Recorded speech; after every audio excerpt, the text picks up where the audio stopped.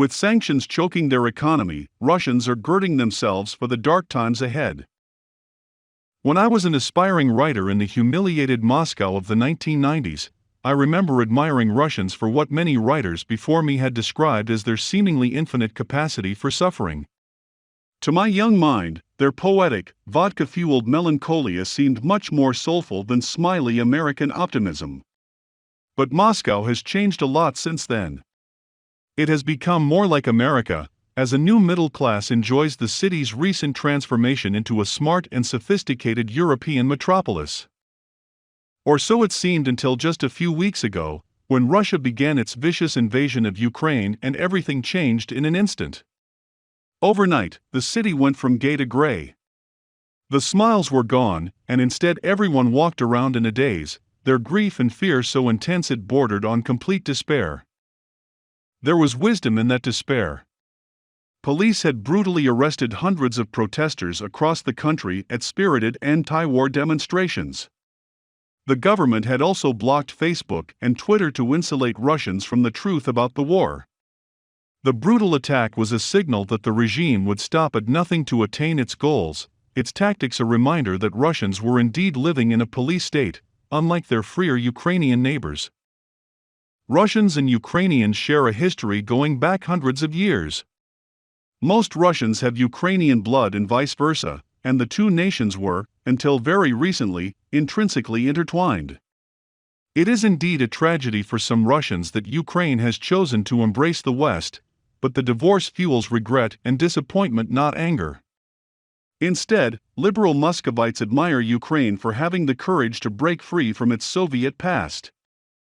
But Russians don't control the narrative in their own country. Vladimir Putin does.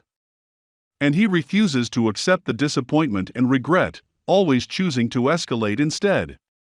He can't stomach the idea of a people so close to Russia turning their backs on their Slavic brothers. The idea of NATO membership and US missiles in Ukraine is a red line in his paranoid worldview. And so he chose a brutal war to assert raw power over Ukraine again, just as the Tsars had done centuries ago. Putin didn't consult Russians before launching his invasion. Most of them were oblivious to his war games, eagerly anticipating a frivolous spring after the long pandemic winter. Looking back on the giddy, flirty night of February 23, a holiday commemorating the defenders of the motherland, the Russian version of Memorial Day, our celebrations in a prohibition-style jazz bar in central Moscow now seem like the day before the carefree world as we knew it ended. The next day Muscovites woke up hungover to the news of an unthinkable war, with missiles raining down on a brotherly nation. The city felt grief and panic-stricken. There were people crying in the metro and in the bars. Everyone looked like they'd been beaten up. I have friends and relatives in Ukraine. I see their videos on Facebook, of them sleeping in bomb shelters and their cries for help, and I don't understand how my country is doing this, cried a former girlfriend. They might not have wanted this war, but they know they're all culpable in the eyes of the world. They're all complicit in Putin's dirty war, and there's nothing they can do about it. Ukrainians and the whole world will blame them for Putin's aggression, and they'll just have to take the pain and suffer for it. But many Russians share the fear that infects Ukrainians.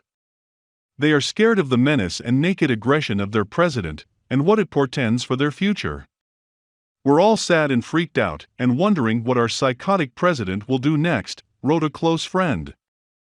Since the invasion, the crackdown on free speech and media has grown, with Russia's last remaining independent outlets, Echo Moscow and TV Rain, now shut down.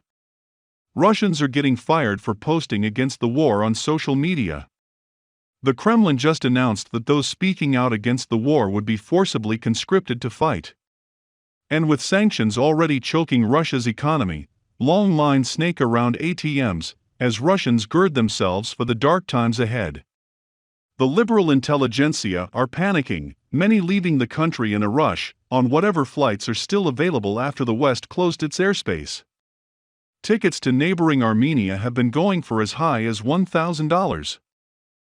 Given everything, you'd think more Russians would spill out onto the streets to protest this brutal fratricide. At first many did, and more still might, but for now, Putin has cowed them into submission. The glitzy bars and Michelin star restaurants are now empty, and Moscow's almost as quiet as it was during COVID-19. The city is still lit up at night like it's Christmas time, but now Russians stay home and drink away their sorrows as the Russian ruble turns to ruble. Dostoevsky famously said that pain and suffering are always inevitable for a large intelligence and a deep heart.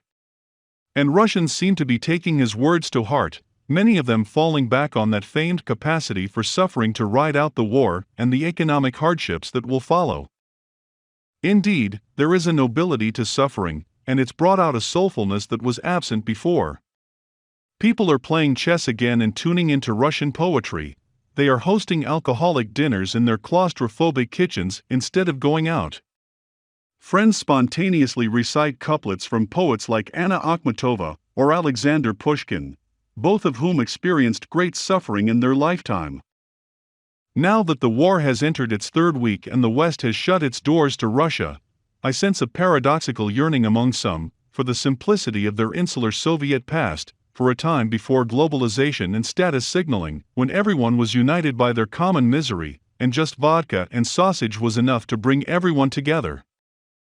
The smiley millennial generation in Russia is famous for its healthier lifestyle, but I fear that this horrible crisis will erase their dreams of a better future, leaving them as dispirited as their fathers that came home broken from a savage war in Afghanistan.